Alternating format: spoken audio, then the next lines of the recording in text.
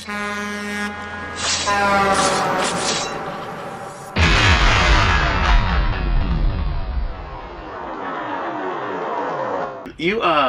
so your background, how long have you been doing jiu-jitsu?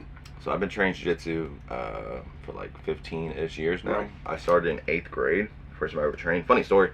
First time I ever trained was my buddy in 8th grade. We're in the back of chemistry class, and I remember I was just like fucking around, and I was like, man, isn't this a guillotine? And it was like actually an executioner. It wasn't even a guillotine. It was like, Lord. you know what executioner is? It's with their head up. Backwards, yeah. Oh, Lord, that hurts. And my buddy Nick was like, that's not a guillotine. This is a guillotine. He put me in like a high elbow and like Right. almost put me to sleep Oh, in the back Lord. of chemistry class. And I was like, because I didn't really understand like the concept of tapping yet. Yeah. So I was just like trying to tap, but I didn't really know what I was doing. And then he finally let go, and I was like, oh shit. Yeah. He almost put me to All sleep. stars. Yeah, I was like, that was crazy, dude. And then, bro, almost like a movie. He goes, if you want to learn more about it, and he slipped me a number, or I'm sorry, an address. He's like, show up here tonight at 7:30. Sound like something out of a movie. It really does. And Fight Club or something. I mean, I'm in 8th grade at the time, so this is like 2008. So I don't really have a phone. You know what I mean? I don't have like a phone to like put like numbers in and like shit. So I think I had like a Nokia maybe like a year after this or something. But like I didn't have texting or anything. I just called my parents. Right. I had one of those bullshit phones.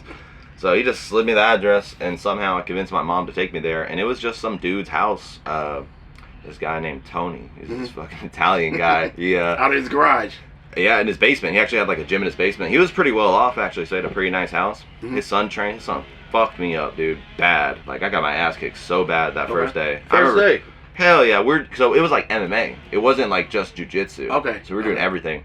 And I remember after sparring, I was like, my nose was bleeding, and I was like, I need a second. And I go to the bathroom and look at myself in the mirror, and I'm like, why am I here? I did that shit nonstop every time I went there, because I mean, it was just like, there's a guy, he was a pro fighter at the time, and he was just teaching lessons out of this basement, and it was like me and a bunch of other high school kids, and I was like the youngest of all of them, and I just got my ass beat for a while. Yeah. And then eventually, that place turned into like the guy I was teaching there. Yeah.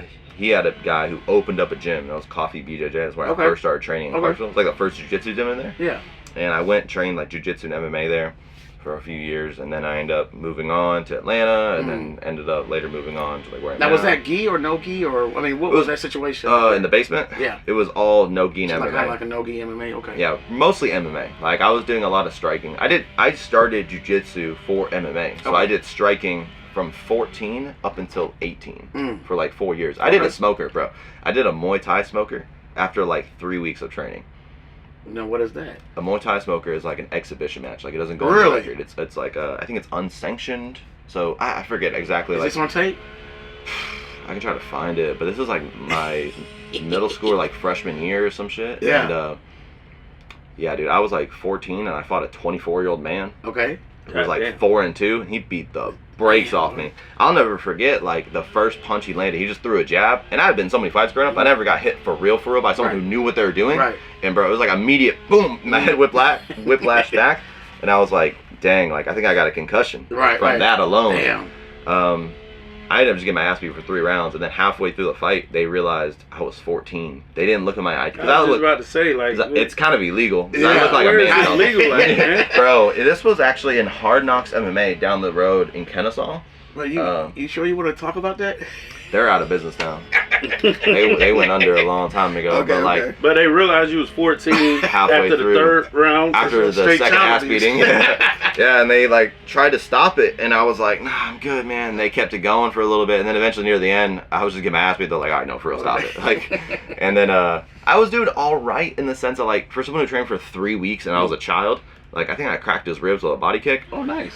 But I mean, he fucked me up, bro, with them hands. I was not, because I did karate for a few years before I did MMA, but the issue was my karate gym, we never sparred. So it was like a McDojo. So I would go around in my karate gym, and I would beg people to spar me. I was like a child, like 12 years old, like asking grown men like you, be like, bro, can we spar? Right. People are like, what the fuck's wrong with you? And like, it's like on hardwood floor, and I'm training barefoot. I'm like, yeah, this is how it is in the UFC, This ain't bro. real? You don't know that shit? Get out of Yeah, here. no, seriously, that's how it was. And then, yeah, after that, I just remember sitting in the ambulance afterwards because they were like icing my face and shit.